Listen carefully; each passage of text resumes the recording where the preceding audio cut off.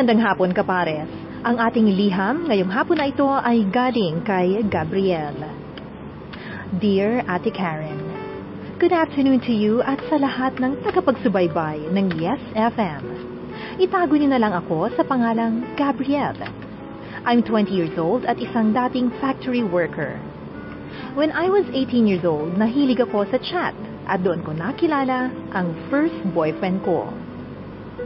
Hindi naging madali ang setup namin dahil nasa Bulacan siya at ako naman ay nasa Pasig. Twice a month kung kami magkita. Naging masaya naman kami kahit ganun ang setup namin hanggang sa magkaroon ako ng trabaho. October 2005 nang ipinasok ako ng isang kakilala sa isang factory at simula nang magkatrabaho ako ay parati niya akong pinagbibintangan ng kung ano-ano. Nakipagligawan daw ako sa mga kasamahan ko at may boyfriend daw akong iba.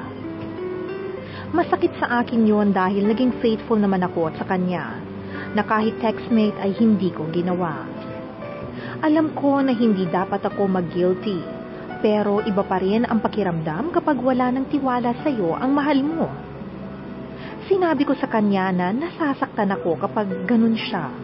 Pero paulit-ulit pa rin ang nangyayari, kaya tuluyan nang nawawala ang pagmamahal ko sa kanya.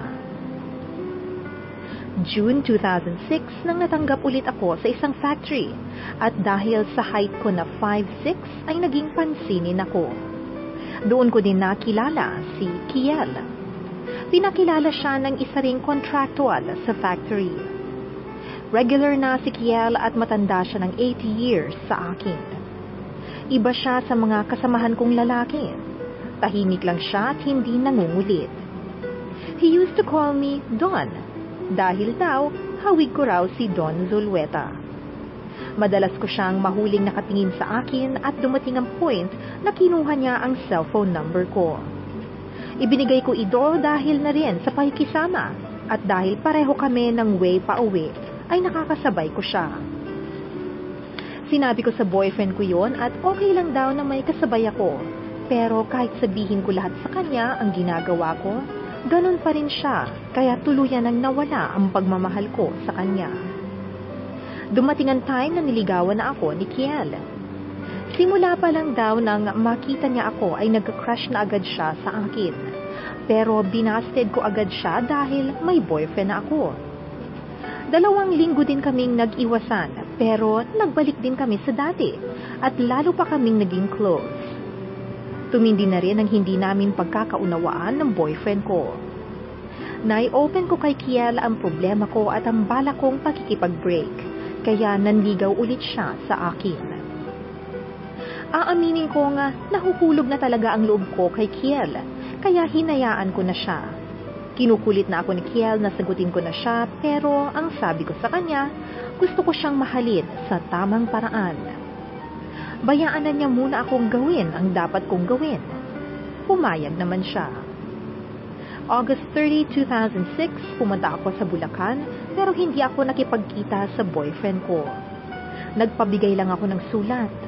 Pag uwi ko, nakareceive ako ng text galing sa boyfriend ko at nagmamakaawa siya. Sinubukan kong ipaliwanag sa kanya ang lahat pero ayaw niyang pumayag. Nagbanta din siya na sisirain niya ang buhay niya. Natakot ako kaya nakipagkita ako kay Kiel at sinabi ko sa kanya ang lahat. Sabi niya, huwag daw akong matakot dahil tinatakot lang daw ako ng boyfriend ko. At kung ano man daw ang gawin niya ay hindi ko dapat sisihin ang sarili ko dahil kagustuhan niya yun. At noong gabing ding yun ay sinagot ko si Kiel. September 3, 2006 nang isinama ako ni Kiel sa Bulacan dahil namatay ang lolo niya. Ipinakilala niya ako sa family niya at sa mga relatives niya doon. Masayang masaya ako that time. Feeling ko kasi talagang seryoso siya sa akin. Noong nagpapahinga na kami, sabi niya sa akin na masarap daw ang may nagmamahal. Tapos, tinanong niya ako kung may malaman daw ba ako tungkol sa kanya, ay iiwan ko ba siya? Ang sabi ko, ano ba ang dapat kong malaman? Nakita ko sa mga mata niya na bigla siyang nag-alala. Alam ko naman kung ano ang ibig niyang sabihin. May nakapagsabi na kasi sa akin na nagkaroon siya dati ng ka-live-in, kaya ako na mismo ang nagsabi sa kanya. Ipinaliwanag niya sa akin kung bakit sila naghiwalay, then tinanong niya ako kung iiwan ko daw ba siya. Sabi ko, hindi. Hindi naman kasi ako tumitingin sa nakaraan ng isang tao, lalo na kapag mahal ko. Pero may tanong sa isip ko na gusto kong masagot. Naglakas loob akong itanong sa kanya kung nagka-baby ba sila. Parang bombang sumabog sa tenga ko ang sagot niya. 5 months pregnant yung girl, pero sabi niya tanggap na nila kung anuman ang nangyari sa kanila at suporta na lang sa bata ang kailangan. Tinanggap ko pa rin siya sa kabila ng mga nalaman ko. September 19 nang dinala ko siya sa bahay at ipinakilala sa mga magulang ko. Nagustuhan naman siya ng mga magulang ko pero hindi ko sinabi na magkakaanak na siya. October 21 nang magpaalam siya sa akin na mag-half day lang sila. Sasamahan daw kasi niya yung girl na magpa-ultrasound. Natakot ako, Ate Karen. Sa isip ko, ito na yung kinakatakutan ko. Marami kasing pwedeng mangyari sa pagkikita nila. Pero pumayag ako dahil obligasyon niya yun. Pero lumilipad na ang utak ko at pilit kong pinipigil ang pagluha. Hindi ko na rin namalayan na nagpapaalam na siya para umuwi. After noon, palagi na akong nag-iisip ng malalim. Sinabi ko sa kanya na takot akong iwan niya ako at sinabi niya na huwag daw akong mag-isip ng kung ano-ano. Mahal na mahal niya daw ako at hindi niya ako iiwan.